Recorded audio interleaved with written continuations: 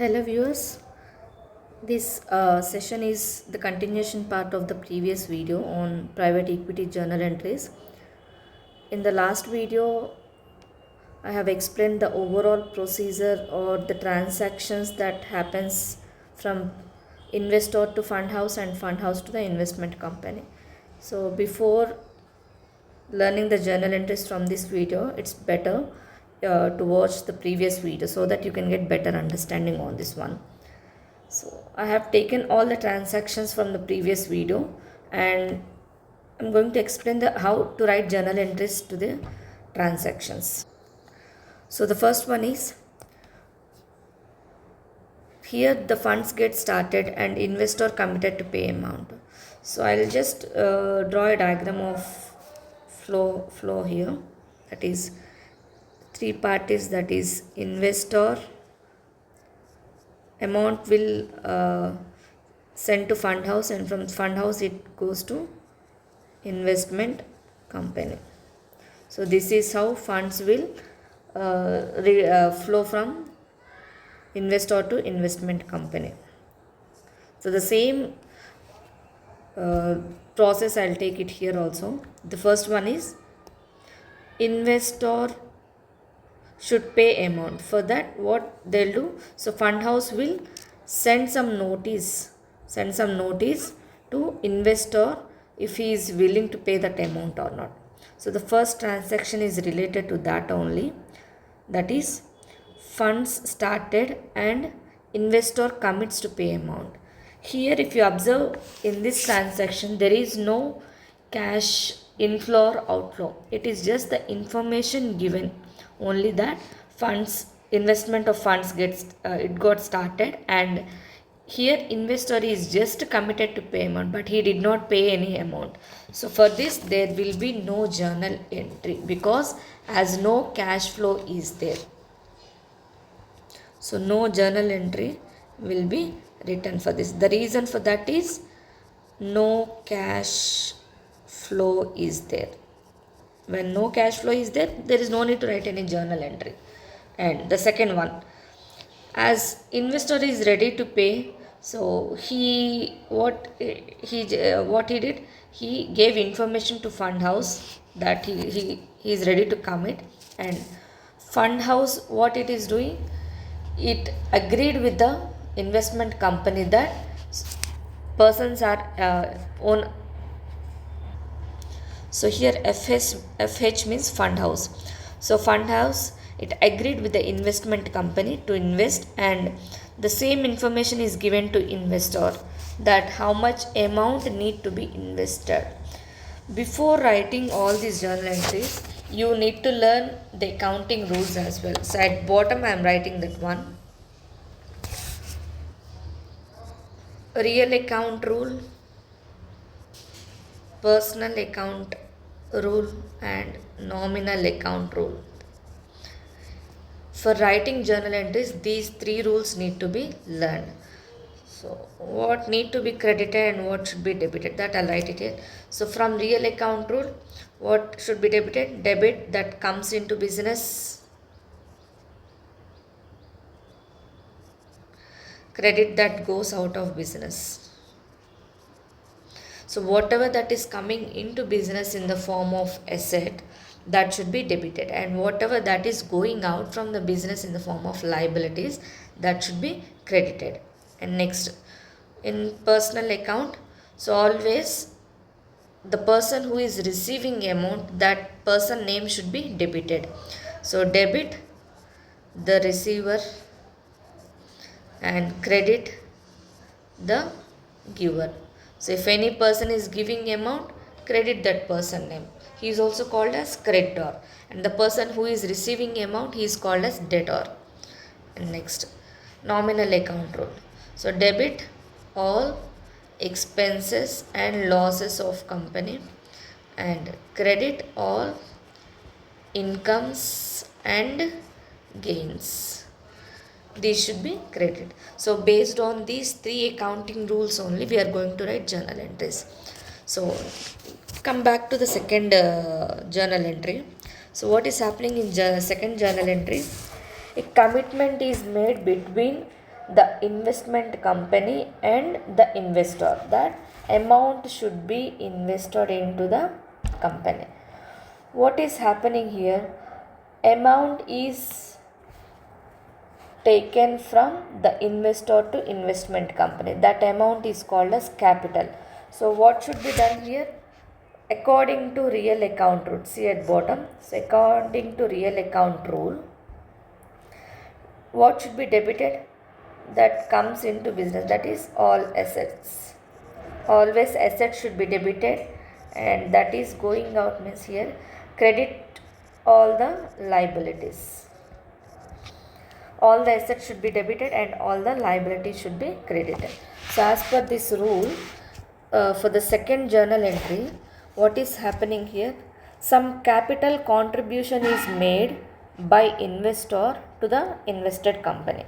So always capital contribution means what is happening? It is amount received in the form of capital. It is asset to us. Highlight it here, capital contribution receivable.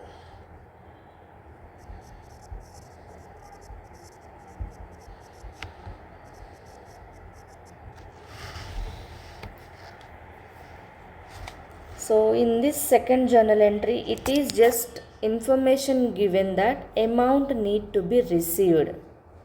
Amount need to be received from investors. So whatever that is receivable, that is asset to us. Whatever that is receivable, that is asset to us. So here capital contribution need to be received. As it is asset to us, I am debiting it, writing here. It is an asset to us, and even though if you are taking amount from investors at certain due date, you should return it back. Investment company should return it back. So it will be always a liability. Even though if capital is taken from investor, in future you should return it back. That is why capital is treated as liability, and amount to be received from them is asset.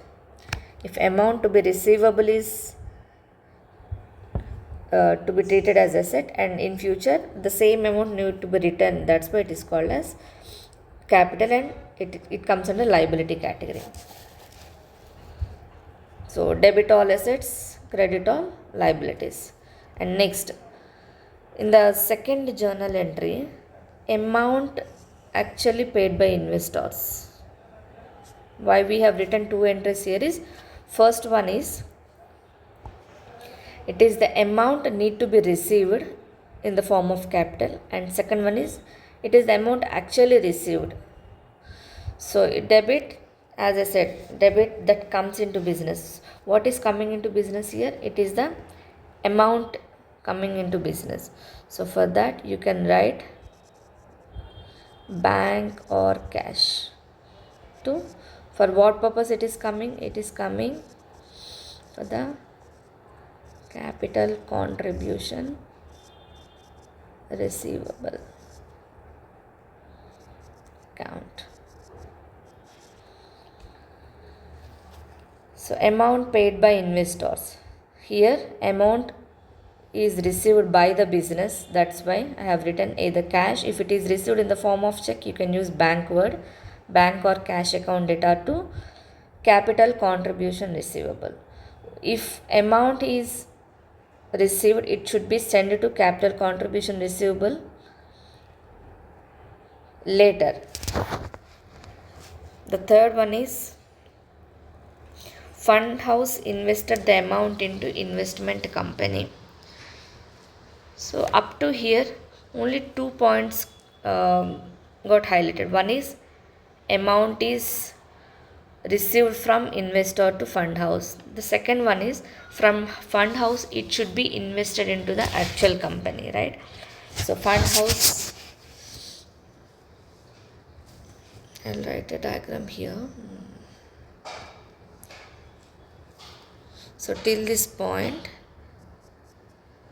investor to fund house it got received, and now from fund house to investment company.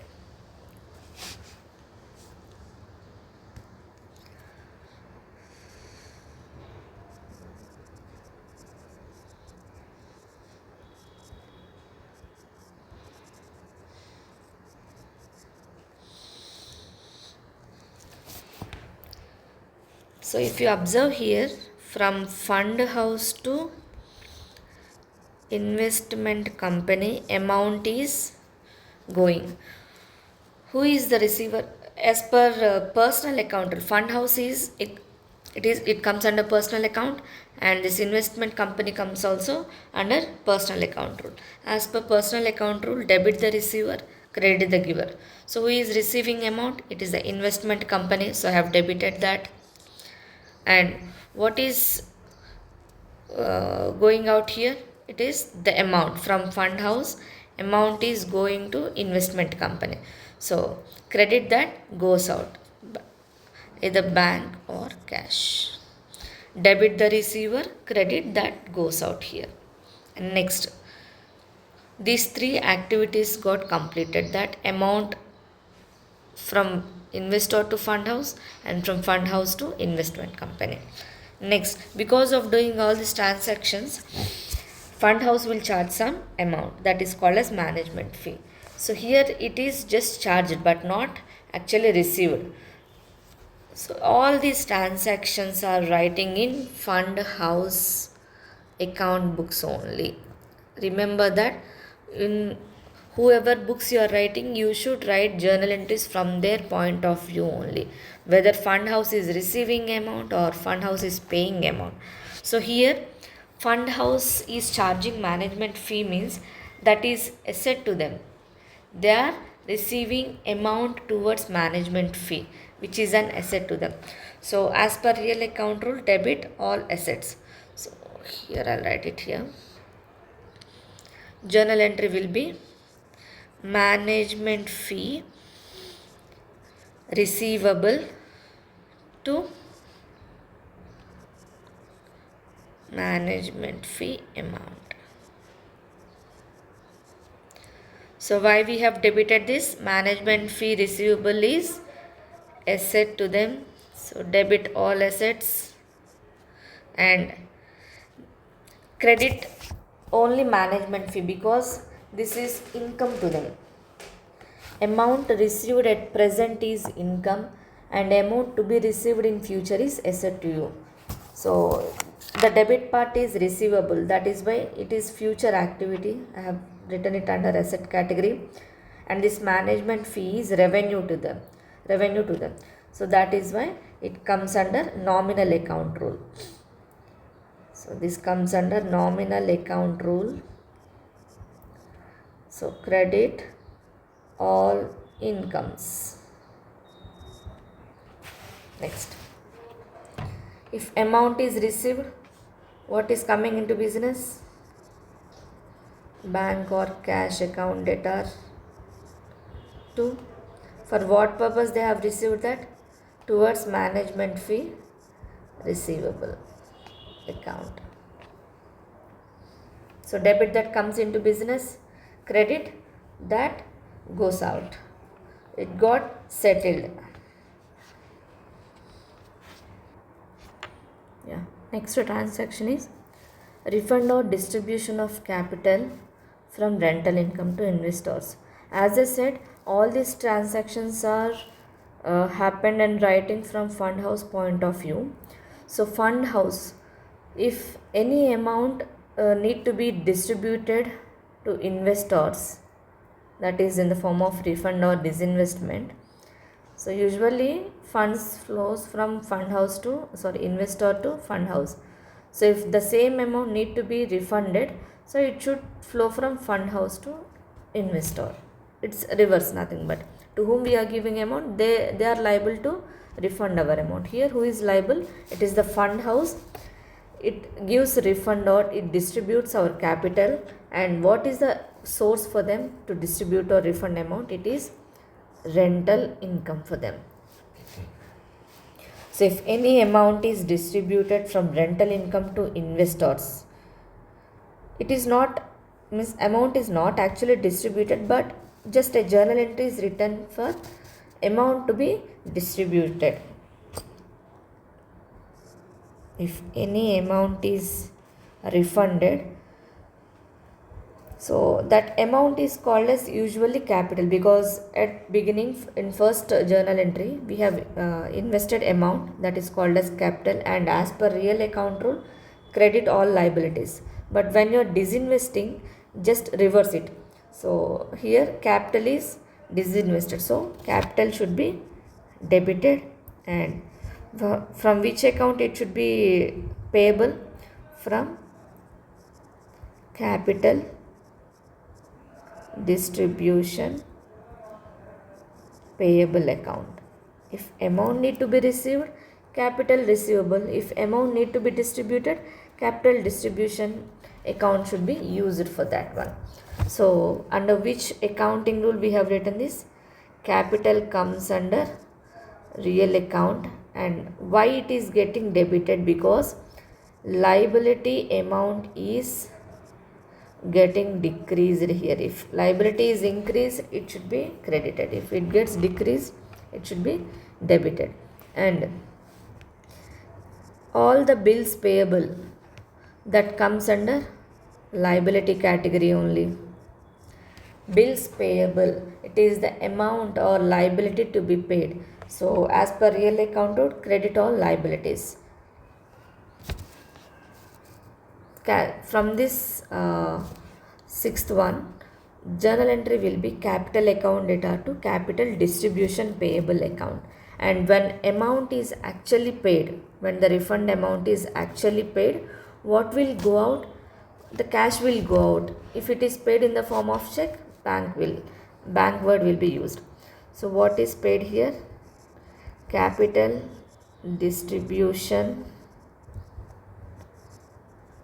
payable account data to bank or cash.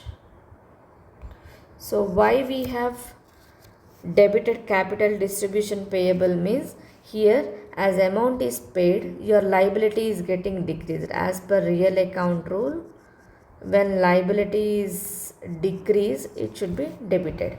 And bank or cash, bank account, it comes under real account rule only. So debit the receiver, credit the giver. So who is giving amount? Bank is giving amount on behalf of fund house, or else cash is going out in the form of cash is going out from fund house. So credit that goes out. Credit that goes out. So here from first transaction, a journal entry is raised to refund, and seventh entry is it is the actual refund made. And next third one, eighth one, 8th and 9th, these two transactions are related to comparison. So for the 8th one, I took just amount here. So the actual amount of investment made is 1000, but the current market price is 1200. So that what is happening here? If you sell this investment at current market price, you will get 200 gain. So as per nominal account rule, all gains should be credited. Credit all incomes and gains. So the entry will be investment company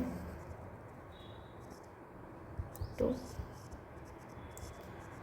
unrealized profit. Why investment company is debited? Because if investment company it sells off its shares, it receives some amount. So debit the receiver, and how much profit they are getting for this one? I am talking about only profit, not the complete amount to be received. Investment company, it receives 200 amount, and this 200 is the unrealized profit. So credit all incomes and gains. debit the receiver. Investment company is receiving 200 amount in the form of profit, and this unrealized profit is a gain to them. That's why credit all incomes and gains as per nominal account rule. And next, in the ninth journal entry, actual investment made is 1000, but here what we are doing, we are actually selling it. In the previous one we just compared with the market price, that's why I did not write any bank or cash word. But in this journal entry, last one, we are actually selling that. So if you sell that, what you will get, you will receive some amount. So bank account debtor or cash account, how much you are receiving, you are selling them at 1100. So when you are selling that, you will give those amount to investor. You will give that amount to investor. So who is giving the as per real account personal account rule, debit the receiver, credit the giver. Who is giving that? Investment company will give that amount to investor.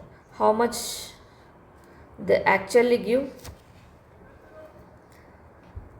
Own investor made investment of 1000 only, so we'll give them the complete 1000 rupees, and extra how much we are paying them, as we are selling them at 1100, extra we got 100 profit, that is realized profit. If you observe here, this one, actual investment made is 1000 and extra 100 they are getting in the form of profit. So total how much we are paying in the form of cash or through check, we are paying 1100 to them. So as per the rules,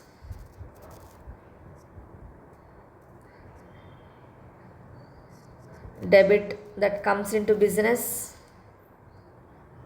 and credit the giver and credit all gains. So in these three accounting rules are there. Bank comes under real account, investment comes under personal account, realized profit comes under nominal account. Three accounting rules. I hope this is clear to you, but before learning all these journal entries, you should be well aware of these accounting rules, real, personal, nominal, and the terminology is also important to write journal entries here, and how the comparison also. If you are purchasing at some cost and if you are selling it higher cost or less cost, how much variation you are getting, that variation is whether it is profit or loss also you have to write. And one more example I'll take it here. 10th one, suppose if actual investment made is equal to 1000 and sold at 900 only, then the journal entry will be, what is how much you are receiving. So bank or cash, we are receiving only 900 because we are selling at 900, and who will give that amount? Investment company will give that amount. How much amount they'll give? They'll give the actual amount invested, 1000. And if you observe here, debit amount and credit amount, it is not getting matched. So total investment amount is 1000, but you are receiving only 900 in the form of cash. That extra 100 rupees is loss.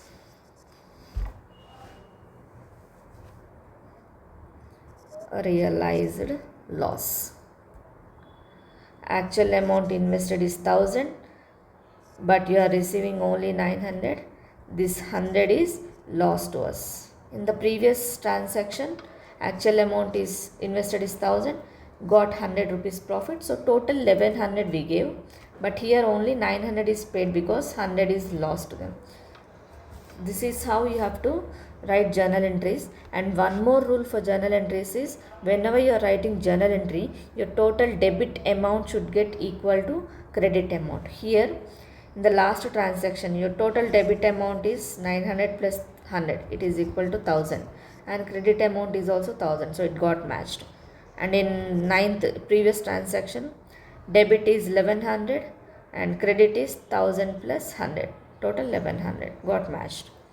So these accounting rules you have to learn and understand the overall process of transactions happening. Based on that, you can write journal entries. Thank you.